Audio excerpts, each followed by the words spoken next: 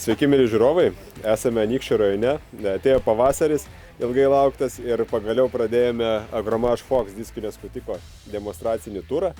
Aukštaičiai pirmieji stvėrė skutiką, kad pasibandyt, esam pas Zigmą Juknevičių ir vienas pirmųjų gavo progą išsibandyti naują Fox skutiką. Dirbam Valtra traktorium, ar ne? Koks čia modelis pas jūs? 2.14. 2.14. Ar pakanka galios 5 metrų skutikui? Pakanka. Šiam pakanka, nes buvau prieš tai bandęs ankstesnį modelį, tai truputį galios trūko, nes greitis buvo iki 11 gal panašiai km/h, o su šituo tai dirbau ir 13, ir 14 per valandą. Tai matosi akivaizdus galios poreikio skirtumas tarp senojo BTC modelio ir naujo Fox'o. Tas irgi labai svarbu, kai yra toks ribinė traktoriaus galia, tarkim 200 arklio galių, vienur per silpnas, kitur kaip ir užtenka. Tai šiuo atveju matom, kad Fox skutikas yra labiau tinkamas jūsų ūkiui. Nu, man taip, man jisai patiko, nes jisai matosi ir maišymas geras jo yra, tas prieki volas, kur yra uždėtas irgi, jisai padaro savo darbą ir labai gerai sumaišo žemę. Tai čia vienas tokių pagrindinių elementų ir skirtumų tarp Fox'o ir BTC. Manau, galim prieiti arčiau, nes priekinis voliukas nusileidžia ant ražienų. Jūsų ūkis ekologinis, teisingai? Taip, ekologinis. Tai gero labai svarbu, dirbant su aukštom ražienom ir su žolėm, kad jie susmulkintų. Taip, sutinku. Tas dalykas yra gerai, nes ir kitaip yra visai žemė visiškai kitaip atrodo, kai tas voliukas yra su voliuku ir kai be voliuko. Mes matėm didelį dirbimo kokybės skirtumą, ar ne? Tarp nuleisto ir pakelto voliuko. Ypač ten durpynė, nusileidus ir pakėlus, tai skirtumas akivaizdus. Skirtumas visai kitoks, kai su voliuku dirbama.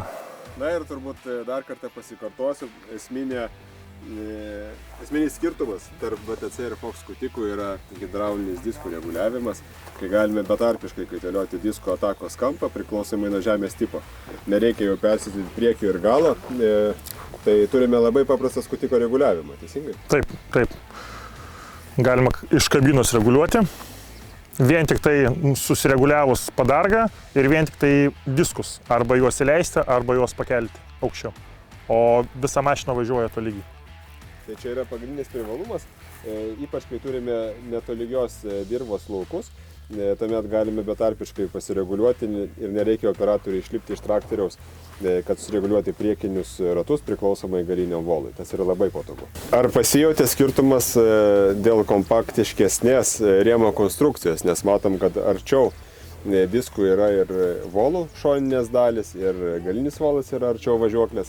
Ar buvo skirtumas tarp senojo ir naujo modelio apsisukimuose? Šitas kompaktiškesnis jisai, nes jis yra trumpesnis ir apsisukimas taip gaunasi greitesnis apsisukimas toks. Pakankamai manevringas. Taip, manevringas jisai, nes galima privažiuoti ir arčiau galų laukės ir ratus tik tai sukeli ir viskas ir apsisuki galų laukį. Tai šis modelis man patiko. O kaip patiko elektrinis valdymas 5 parų? Prisijungia viena hidraulinė sekcija ir turim valdiklį. Taip.